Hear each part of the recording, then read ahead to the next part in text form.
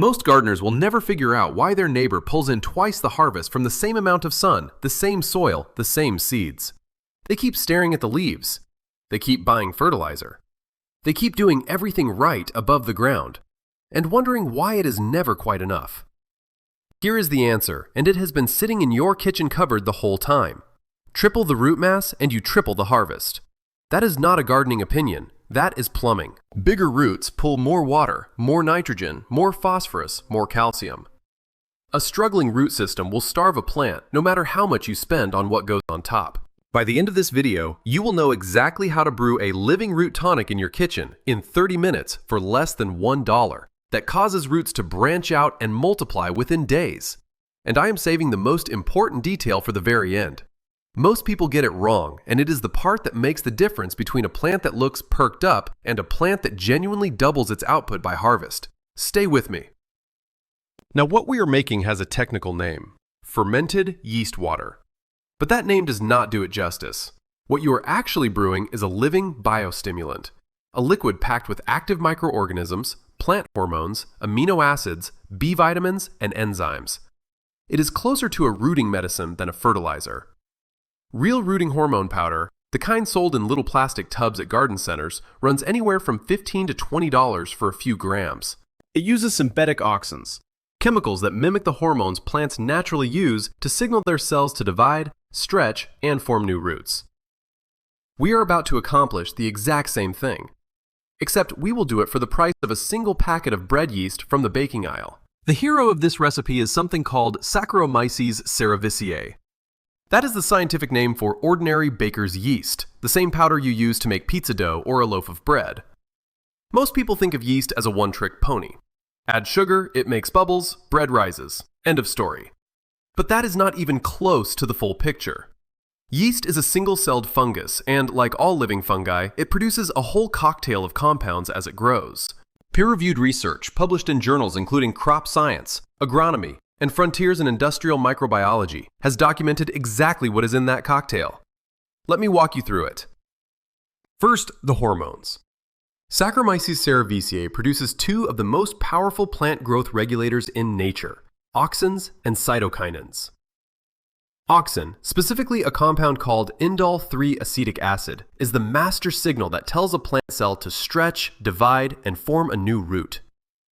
Cytokinins work at the growing tips, telling cells to multiply rapidly. When you water these compounds into your soil, you are flooding the root zone with the exact chemical messengers the plant already uses to build itself. You are not tricking it. You are speaking its language. Second, the food. As yeast cells multiply, they release amino acids, peptides, B vitamins, and trace minerals into the water. These are not just fertilizer. They are pre-digested building blocks the plant can absorb almost instantly, without having to break anything down first. Think of it this way.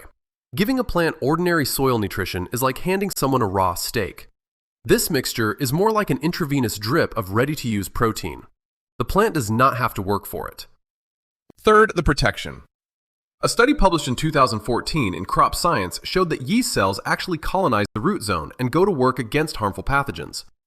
They release compounds called glycopeptides that trigger the plant's own immune system, so your plant does not just grow faster, it grows defended. A study on maize found that auxin-producing yeasts caused 1.5 times the increase in plant height, fresh weight, and root length compared to untreated plants. A more recent study from 2024 on residual brewer's yeast confirmed dramatic improvements in seed germination and early seedling development. This is not folk wisdom. This is documented biology.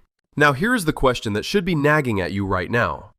If this works so well, if it is this cheap and this scientifically solid, why is it not on the shelf at every garden center in the country? Keep that question in your mind because I will answer it in a moment, and the answer is going to frustrate you a little. But first, let me give you the recipe while it is fresh, because the small details here are where almost everyone gets it wrong. You will need 3 things. 1 liter of lukewarm water. 2 tablespoons of dry baker's yeast, which is roughly 20 grams. 1 tablespoon of sugar, white or brown, either is fine. That is it. Total cost less than $1. No special equipment, nothing you have to order. Step 1.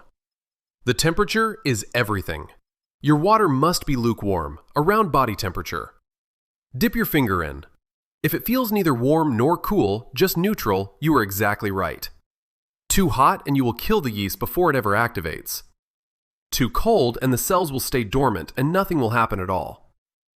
There is a narrow window. Hit it. Step 2.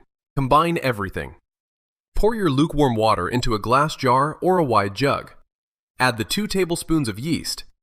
Add the tablespoon of sugar. Stir until everything is fully dissolved. Here is an important note about that sugar. It is not for the plant.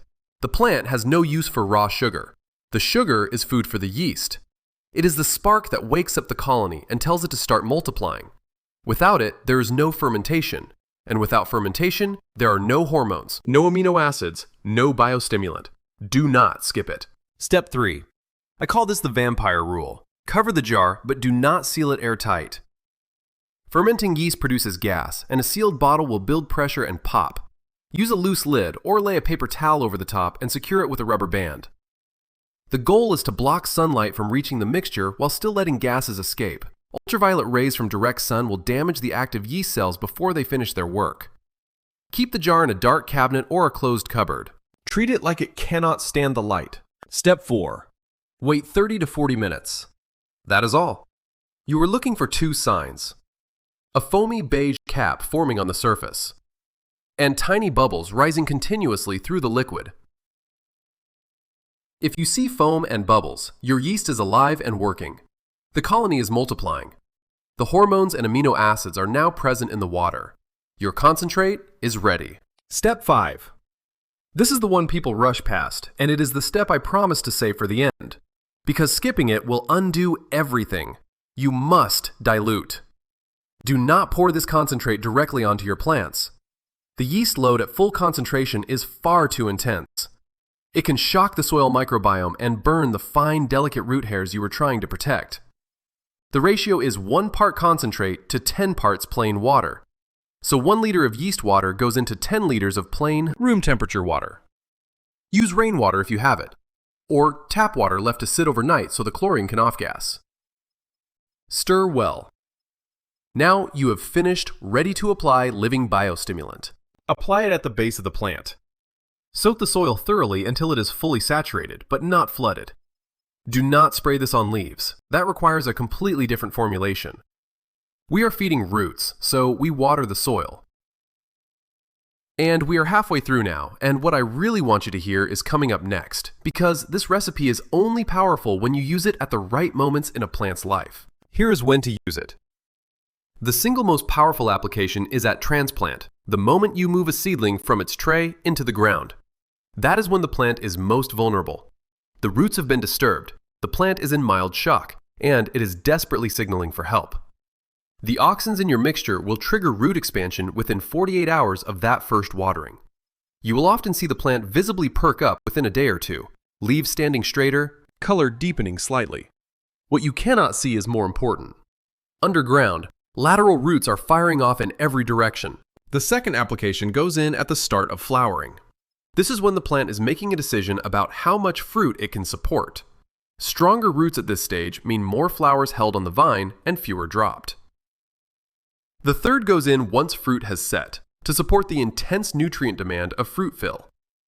3 applications across the growing season is the right amount. This is not a weekly fertilizer. It is a strategic biological input, and using it too often will throw your soil microbial balance out of balance. 3 well-timed doses is enough. It works on tomatoes, cucumbers, peppers, strawberries, squash, eggplants, and beans. It works beautifully on flowering ornamentals. It is especially powerful on anything you started from seed or from cuttings, where root development is the entire bottleneck. Now, back to that question I left hanging. Why is this not sold in every garden center? The answer has 2 parts. Part 1.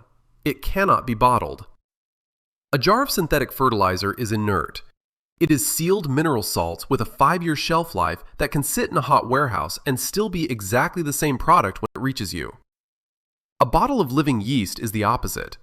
The moment yeast meets sugar and water, it starts eating, producing carbon dioxide, producing pressure. Within a week, you do not have a fertilizer. You have a problem.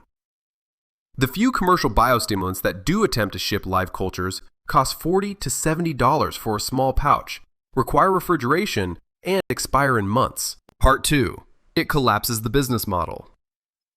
You only need to learn this recipe once. After that, you never buy rooting hormone again. You never buy seedling starter again. An entire profit center, selling small, beautiful bottles of liquid biology to home gardeners, disappears. It gets replaced by a packet of yeast from the baking aisle. That is why fermented yeast water never appears on a shelf. The shelf cannot hold it, and the shelf cannot profit from it. So we make it ourselves. In 8 to 10 weeks, when fruit set begins, you will start to understand what this recipe actually does. You will pull a tomato off the vine that has no business being that heavy. You will dig up a pepper plant at the end of the season and find a root ball that looks almost wrong. Too big, too dense, too well developed for what you planted. That is triple roots.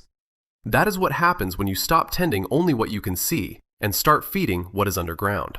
You do not need a $40 bottle of synthetic hormone. You do not need a premium biostimulant subscription.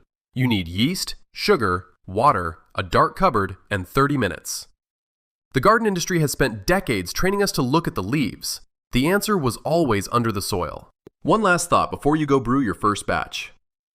What is the most stubborn plant in your garden right now? The one that looks fine, but never quite thrives the way you hoped. Drop it in the comments below. I read every one, and it might just be the subject of the next video.